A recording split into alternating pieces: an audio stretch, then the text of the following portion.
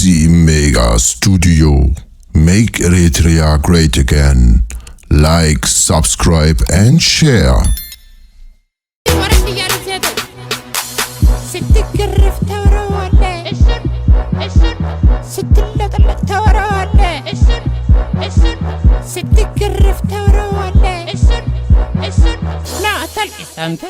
كمي تغونو زخبركم تخاتلتنا حجون فيلد مارشال درون حزنا لكم طبشيلنا زلنا التخندي حسمو زما غازيطانياتنا ኢትዮጵያ አውሩ ተአደር ከአሁሎ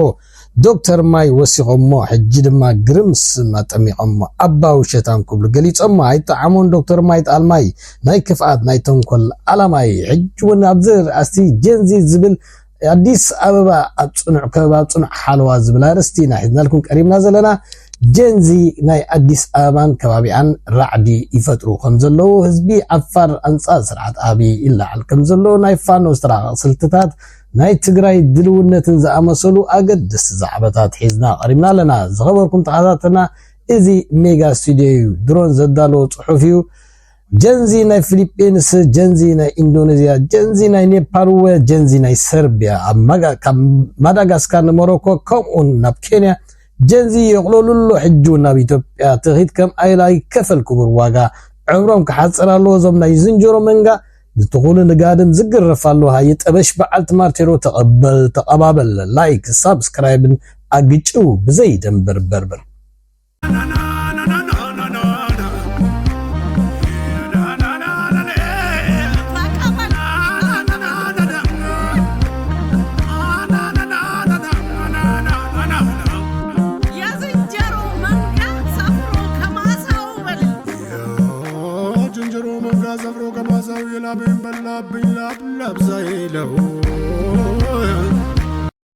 ንድሕረ ባይታ ኮነኩም ቁርብ ከነዛኸረኩም ኣብዚ ሰሙን እዚ አሜሪካ ዘውፅኦ ሪፖርት ኢትዮጵያ አመልኪቱ ትዝክርዎ ትኾንኩም ብፍላይ ካብ ገደስ ነጥብታት ነቲ መንግስቲ ርእሱ ዝሕሙ ኣብ ቁጠባ ትሕዝቶ ናይቲ ሃገር ክሳዕ ክንደይ ወዲቖም ዘሎ ኣብ ወፍሪ ናይቲ ሃገር ስጋዕ ክንደይ ንወፍሪ ዘይተባብዕ ኩነታት ከም ዘሎ እቲ ኩነታት ናይ ፖለቲካዊ ወታደራውን ቁጠባውን ኩነታት ናይቲ ሃገር ከምኡውን ኣብ ገንዘብ ምድኻም ነቲ ናይ ልምዓት ኮሪደር ብዝብል ኣብ ልዕሊ ህዝቢ ዘውርዶ ዘሎ ግፍዕታት ኩሉ ተደማሚሩ ነቲ ውግዓት ሕድ ኣብ ግምት የእትዩ ዘውፅኦ ተሪር መግለፂ ናይ አሜሪካ ንአቢ አሕመድ ክሳዕ ክንደይ ኣሳቂዎን ኣባሳጭዎን ከም ዘሎ ዓብዪ ፅዕንቶ ገይሩሉ ከም ዘሎን ዝፍለጥ እዩ ኣብ ርእሲ እዩ እታ ናይ IMF ሓላፊት እውን ኣብዚ በኢትዮጵያ ወሪድዎ ዘሎ ቁጠባዊ ዓዘቕቲ ምናልባት ከማን ህዝባዊ ናዕቢ ክለዓል ይኽእል እዩ ዝበሉ ዝኸፍአት እዚኣ ኣብ ርእሱ አንጸራርያቶ ዘላ ጉዳይ ምዃና እዚ ከም ድሕረ ባይታ እንድሕሪናዮ ክሳዕ ክንደይ ፀቕጢ ይፈጥር ኣሎ በቲ ኣብ ዲያስፖራ ድማ ናይ በዓል ጀዋር መሐመድ ናይ በዓል ለማ መገርሳ ናይ በዓል ፕሮፌሰር እስቄል ጋቢሳን ካልኦት ኤሊታት ናይ ኢትዮጵያ ኣብቲ ስርዓት ነዚ ናይ ኔፓል ናይ ማዳጋስካር ናይ ኩሉ ናይ ኣብ ኬንያ ዝረአ ዘሎ ናይ ጀንዚን ካልኦትን ፀቕጢ ብምፍጣር ኣብ አዲስ አበባ ከምኡ ክግበር ምዃኑን ብታሕቲ ይስራሓሉ ምዃኑን ብተደጋጋሚ ከጓሳጎሱን ነቲ ምሁር ነቲ መምሃራን ነቶም ሓካይም ክኢላታት ንኩሎም ከላዓልዎምን ብመንእሰይ ከላዓልዎ ይፅዕሩ ከም ዘለው ግለፅ ፀኒሑ እዩ እዚ ኩሉ ተደማሚሩ እቲ አዲስ አበባ ኣብ ፅኑዕ ከበባ ከም ዘላ እዩ ዝግለፅ ዘሎ እዚ ድማ ብፅኑዕ ሓልዋ ኮማንድ ፖስት ገይሩ ድማ ንዝኾነ ክላዓል ዝኽእል ክጨፍልቕ ዝዓበየ ዋጋ ሂቦ ዘሎ ካብቲ ብፋኖም ብገለን ዝድከሮ ዘሎ ንላዕሊ አዲስ አበባ እዩ ብፅኑዕ ዝሕልዋ ዘሎ ዝብል እቲ ንሰምዖ ዘለና ሓበሬታ አብይ አሕመድ ኣብ ከባቢታት ወልድያን ደሴትን ዝግረፎ ዘሎ ከይኣኽሎ ኣዘዝቲ ፋኖ ብጎንደሩን ቅልቅል ኢሎም ቅርቅራ ድማ ሓራ ገይሮማ ብሰሜን ሸዋውን እምባሕ ኢሎም ሸዋሮቢት ድርግም ኢሎም ኣለው ትማል ከም ዝገለጽናልኩም ድማ ኣብ ሰንቃ ማለት ሓደ ካብቶም ቃንጫ ሽኮር ዝበቕለላ ሕርሻን ገለን ዘሎ ኣገዳሲት ምጭውቲ ከተማ ኮይና 30 ደቂቃ ካብ ወልድያ እትርሕቕ ማለት እዩ ዓባይ ከተማ ያ ድማ እዚ ድማኒ ኣብይ ኣብቲ ከባቢ ናይ ወልድያ ዘሎ ውግኣትን ዲሴን ቀረባ ብምዃኑን እንድሕርቲ ቦታታት ዕድር ረኺቦም ካልእ ከቢድ ምጥቃዕታት ፈንየሙሉ ብሙሉእ ቦታ አንሳሒቡ ክወፅ ዘገድዶ ብምዃኑ ንደሴት ተጠልቂሎም ድማ ብጂኦግራፊ ብጂኦ ክስታይ ክንሪኦ ከለና ጂኦፖለቲክስ ናብቲ ዓፋር እውን ናብ ጂኦ ስትራቴጂክ ፀንቢሩ እቲ ሚሎሶርዶውን ክስእኖ ከም ዝኽእልን ስለ ድሰግአ ዝለዓለ ምርብራብ ዝዋጋእ ዘሎ ኣብዚ ድማኒ ከምዚ ንሰምዖን ንሪኦን ዘለና ድማ ብዙሓት ምሩኻት ተማሪኾም ከም ዘለውን እዚ ድማ ንምንታይ ትርስዓና ክፍለ ሰራዊት 12 ኢና ንሕና ብርጌድና ቦጠልና እዚና ኣስማትና ድዩ ደምና ሰንኪልና ተማሪኽና ንምንታይ ኣይንፈልጠኩም ትብልና ካብኡ ሓሊፍኩም ብድሮን ትድብዱና ክብሉ ከማርዎ እዮም ዝረኣዩ ዘለዉ ብወገን ዓፋር ድማ ወይዘሮ ስምረት ኣይጠዓማን ከም ሕሱም ተገሪፋ ኣላ ብወግዒ ድማ መሬት ዓፋር ንማንም ወረበላታት ደጀን ኣይክኸውን እዩ ክብሉ ክሳብ ብጥኢት ምግስሳም በፂሖም ኣለዉ TDF ወሓትን ብልዝብ ዝበለ ዲፕሎማስያዊ ቋንቋ ፃውዒት ብምግባር ዝተፈላለዩ ልዝብ ዝበለ መግለፂታት ከውፅኡ እንተተራእዩ ኣብታ ሜዳ ግን ንኸመይ ነቲ ከዳዕ ትግባእ ስጉምቲ ክወስዱ እዮም ተራእዮም ዘሎ ድሕሪ ቁሩብ ግዜ ክልል ዓፋር እውን ከም ግሬይ ዞባ ደቡብ ትግራይ ከም በዓል ራያን ኣላማጣን ኮረምን ከም ናይ ሬድ ላይት ወይ ሬድ ዞን ተባሂሉ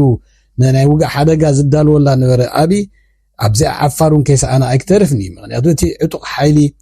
ጎጉመ ድማ ሓያል ተርግእ ክፍፅም ምዃኑ እዩ ዝዝረብ ዘሎ እዚ ዓበይ ምድላው ይገብር ከም ዘሎ ክሳዕ ሕጂ ካብ ክልል ዓፋር ናይ ኢትዮጵያ ብብዝሒ ዕጡቕ ሓይሊ ናብቲ ጎጉመ ዝበሃል ሓይሊ ኣብቲ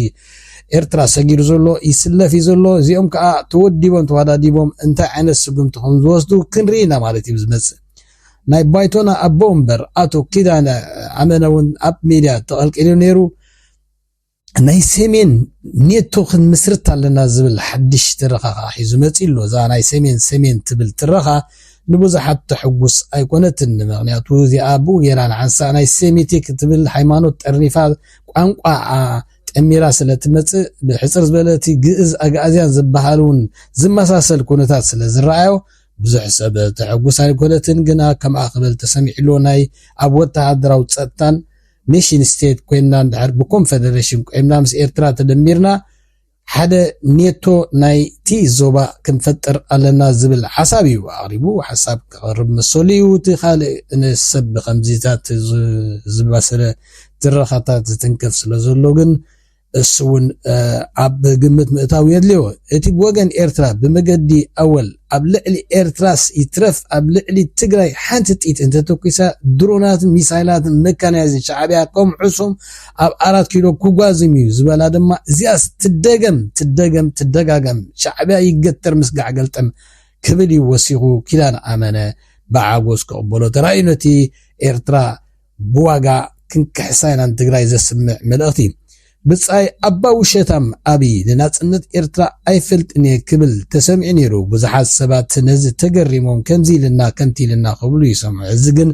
ብወተሃደራውን ፖለቲካውን ትርጉም ክረኣይ ከሎ ብውሽጢ ክሳዕ ክንደይ ይግረፍ ስለ ዘሎን ዝገርፎን ዘግርፎን ዘሎ ሓይሊ እዩ ዘለፋልፎ ዘሎ ክንብል ንኽእል ኢና በደንብ ስትገረፍ በደንብ ተዋራለህ ጥራሕ በሉለይ ከምቲ ኣብ መእተዊ ብግጥሚ ዘላለናኩም ድማ ልጅ ኣባ ውሸታም ሽንታም ኣብ ወሎ ፀመዶ ናይ ፋኖታት ውግእ ከይኣኽሎ ብወልቃይት ሕሞራ እውን ዘጉስዕ ሓይልታት ይሰማዕ ኣሎ በቲ ኣርሚ 7 ዝበሃል ድማ ከየጥቅዖ ዓብይ ሸቕሎት ፈጢሩ ኣሎ እዚ ድማ እቲ ኣብኡ ዘሎ ጀነራል በቀለ ዝበሃል ነቲ ዞባ ነቲ ቀጠና ነቲ እዝታት ዝመርሕ ኣብኡ ዘሎ እሱ ብዙሕ ሸቕሎት ሓዚሩ ከሎቲ ደመቀ መኮኑን ጠፋና በዚ የጥቁዕና ኣለዉ ዝብል ጥርዓናት የቕርብ ከም ዘሎ ይስማዕ ዘሎ እዚ ከዓኒ እንድሕርዳ ብስልቲ ርኢናዮ ብጣዕሚ ኢንተግሬትድ ዝኾነ ወይ ዝተራቐ ስልትታት እዮም ዘካይዱ ዘለዉ ሓይልታት ፋኖ ክበሃል ይከኣል እዩ ልክዕ ከምቲ ናይ ሻዕብያ ስልትታት ብሰሜን ፀኒዕካ ንደቡብ ብደቡብ ፀኒዕካ ንምዕራብ ንምብራቕ አንደበታት እናተጠቐምካ ነቲ ፀላኢ ኣብ ተፈላለየ ዘየድሊ ቦታ እናዘርጋዕካ ኒውትራላይዝ ናይ ምግባር ስልትታት ብጣዕሚ ዝተወደበ ዝተራቐን ዝመስል ስልትታት እዮም ዘካይዱ ዘለዉ ብድሕሪኦም እንታይ ዓይነ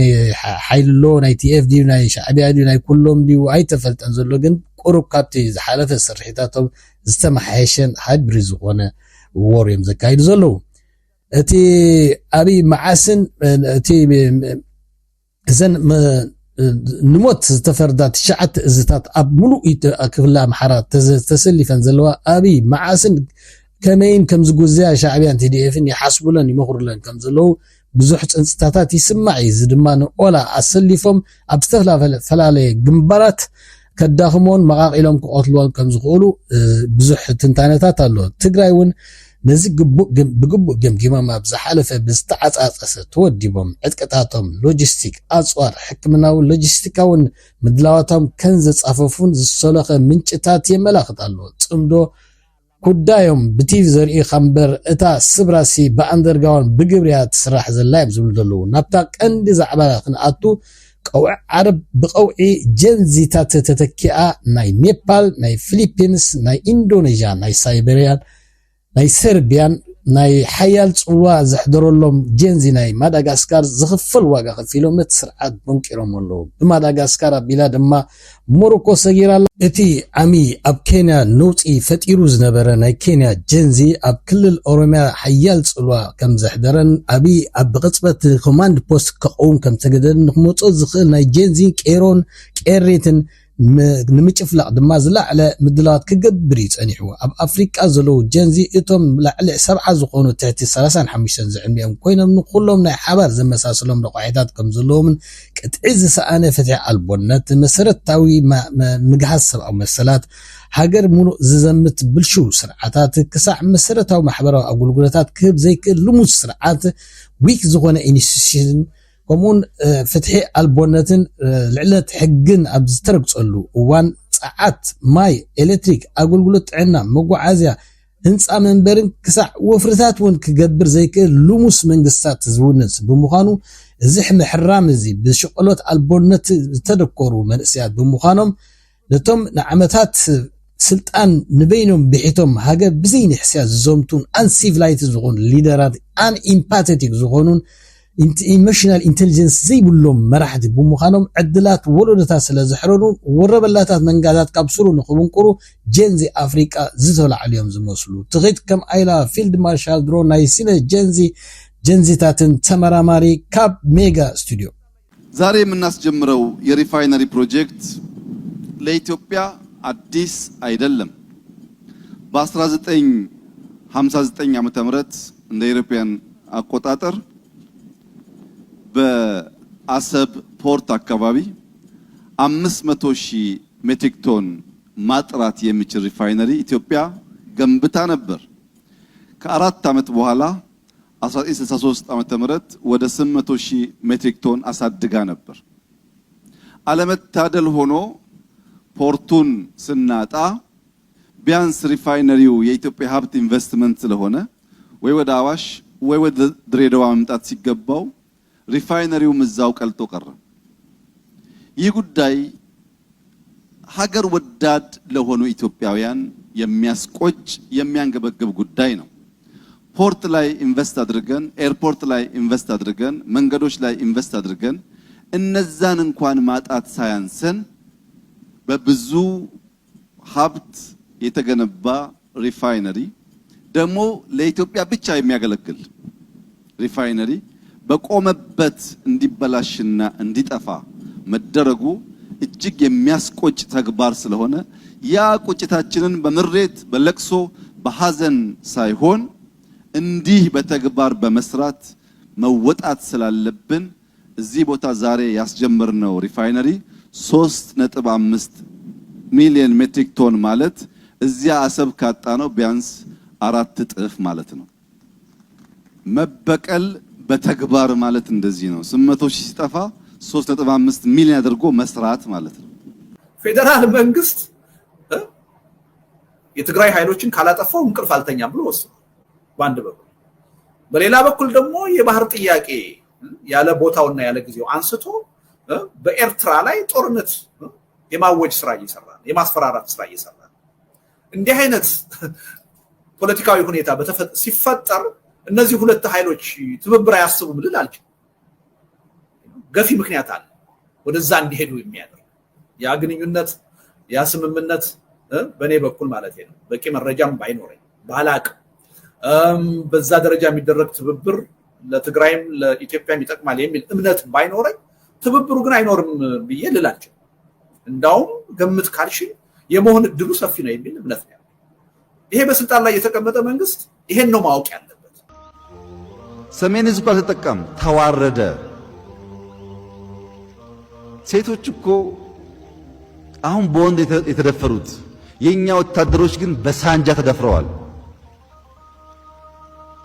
ስለነሱ የሚያነሳ ሰው የለም። በየከተማው ተጨፍጭፈው በመኪና ሲረገጡ ማንም ስለነሱ ያነሳ ሰው የለም። እንዴት ነው በአንድ አይን ስለ ሰው ልጅ የምታየው በሌላ አይን ግን ደንታ የሌለ አላቅ። የማይካድራ ጭፍጨፋ ኦርጋናይዝድ የሆነ ኃይል